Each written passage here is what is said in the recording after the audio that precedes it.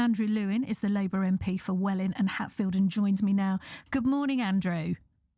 Good morning. Thank you for having me on the show. No, thank you for coming on. Let me just read you a text from one of our listeners. It's Dan in Royston, and he says, I live in the countryside and my local parish councils have had to buy the woods and fields next to my family's farm to stop it becoming a housing estate. How much longer will it be before we all live in a concrete jungle? And the only way I can see the countryside is in a photograph. What would you say to that? Sure. Well, look, I don't know the circumstances in Royston. I'm the MP for Welwyn Hatfield, of course, but I do think this is a really important debate, and we should start by taking a step back and talking about our housing crisis. Look, in the community that I represent, the average house price is now about £420,000, 9 times average earnings. We've got 3,000 people waiting on the council waiting list for new housing. It is urgent and imperative that we build new homes. There will be people listening to this show on the school run, heading to work, who are on those waiting lists or are desperate for the chance to buy but can't. So unless we build more homes, we're not going to support those people. We then need to have this debate about where those homes are built. I think it's really important for your listeners to understand that the policy of this Labour government is that we always build on brownfield land first and wherever possible. And that will continue to account for the vast majority of the new homes that we build. But the CPRE are saying that we are in danger of losing our countryside because of this definition and this sort of classification of grey belt land.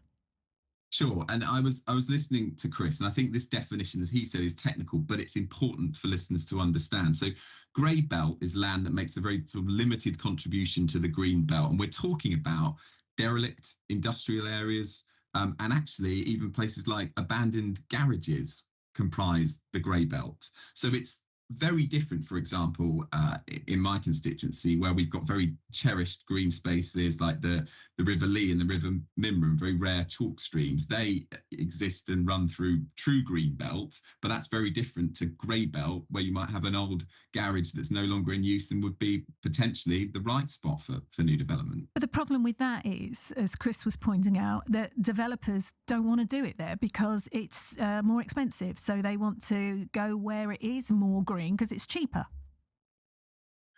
Well, I don't think that's always a case at all. And one of the other points from Chris's interview, I was listening carefully, that we need to remind people of is that local councillors have the final say. So yes, developers can express an interest in and put forward planning application, but it's locally elected councillors who decide whether that goes ahead in line with their own plans. And that's always been the democratic way, and it's the right way to manage this system.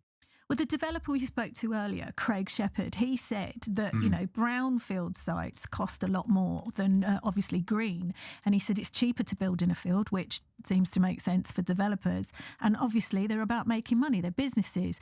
But it will be destroying our countryside, won't it? No, I just reject the characterisation that's going to be, destroying the countryside. As I said at the start, we have a moral imperative to build homes. The Labour government has a brownfield first policy of development. Local control in terms of the sites that are approved still stay with councillors. And I also need to make the point that it's so important that we invest in affordable and crucially social homes. And this government is doing that as well. We're talking about investment and costs. We're putting £39 billion, a record figure, into social housing, homes for social rent, which cost 50% of average rents. Those are the types of homes that a Labour government is committed to prioritising and to building. And as far as possible, that will always be on brownfield land first. Do you think that's realistic? They're big housing targets, Andrew, aren't they?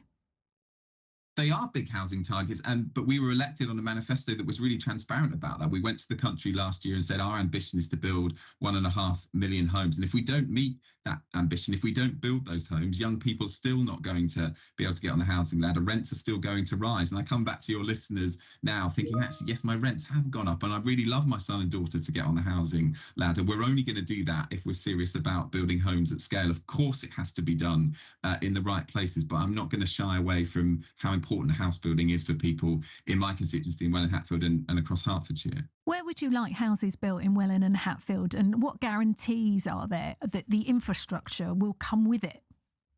Sure. So we have a local plan that's been adopted by our council in Welwyn Hatfield, and that is really important because that identifies the sites where homes are going to be built. The truth is, there are sites which are not moving in my patch as quickly as I would like, including one adjacent to Welwyn Garden City train station that I want to see things move forward more quickly. But there are sites identified, and progress is being made. But I'm determined as a Labour MP that that goes faster, and a very significant number of those homes are social homes, and that we get the social infrastructure that goes along with it. As you rightly say, I've been in conversations in just the last couple of weeks campaigning for a new GP surgery at a development in Panzanger on the east side of Welwyn Garden City. So you're absolutely right that the infrastructure has to come alongside the homes.